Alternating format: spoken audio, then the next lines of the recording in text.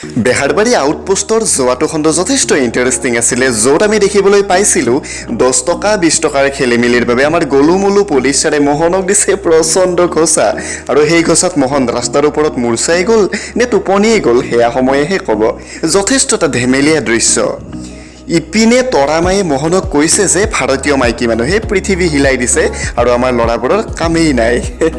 অৰ্থাৎ অলিম্পিকত আমাৰ দেশক গৌৰৱান্বিত কৰা খেলুৱৈসকলৰ সন্মানাৰ্থে এই চিনটো ব্যৱহাৰ কৰিছে, যিটো এটা যথেষ্ট ইণ্টাৰেষ্টিং প্লাছ ভেলুৱেবল চিন।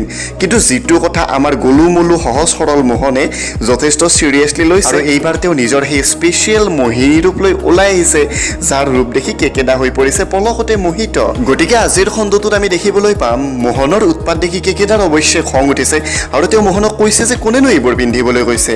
তেতিয়া মোহনে ক'ব যে তৰামায়ে কৈছে, আৰু তেওঁৰ কথা শুনি কেকে ছাৰে ক'ব যে তৰামায়ে কিয়নো ক'ব লাগে যে ভাৰতীয় মাইকী মানুহৰ জামানা চলিছে, ল'ৰাবোৰৰ কাম নাই বুলি, যাৰ বাবে সহজ সৰল গলুমলু মোহনে এইবোৰ একো বুজি নাপায় তেওঁ মোহিনী ৰূপটো লৈ পিনে ওলাই আহিছে। গতিকে আজিৰ খণ্ডটো হ'ব যথেষ্ট ইণ্টাৰেষ্টিং প্লাছ ধেমেলীয়া, বহুতো তিতা মিঠা চিন লৈ আহি আছে Beharbari outpost.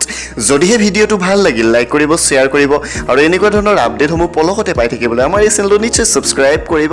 Thank you so' much.